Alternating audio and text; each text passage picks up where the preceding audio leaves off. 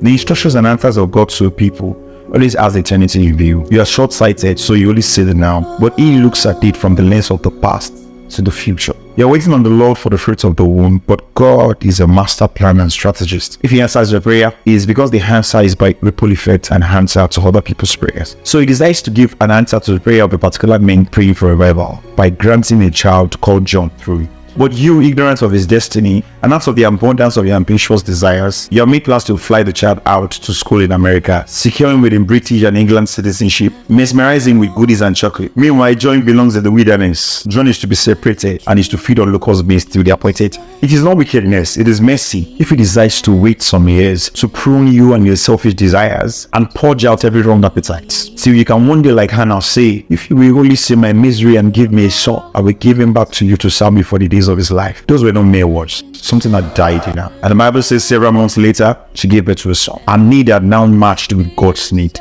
Do you realize something as small as christening a baby the wrong name can deter the destiny of the child? When Hannah named him Samuel, she explained why. She said it is because I asked of the Lord. Meaning, if she hadn't tarried in waiting, perhaps his name could have been Suraj. Perhaps she wouldn't have made a promise to God, and Samuel would not have lived to serve the Lord. Do you see where I'm going with this? Our God is loving. He sees you and He hears you, but He will not give you an answer at the expense of a generation. So He will delay the answers for your sake and for others' sake. I say for your sake because you will give account to every couple, every child, every vision, every idea, every gift He has bestowed upon you. You'll give accounts for each of them. So it is mercy that some certain things tarried.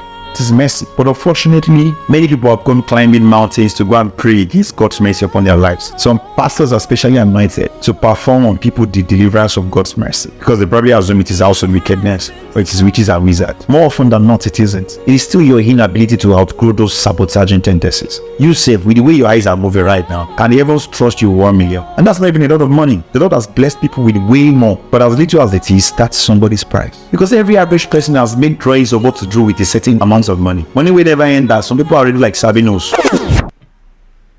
He included a brother saying, God give me words so I can propagate the gospel of the kingdom, but He's not faithful in tithing. Why needs thou God? Maybe your obsession with money will stop when you realize that even when the back comes eventually, it is not yours. It belongs to the Lord. You're just a steward. Nothing in this world is yours, no matter how you think you worked hard for it. Not even the breath in your nostrils. Go and know this now so that so much sense will not kill you. See, our lives don't have too many responsibilities. It's just one.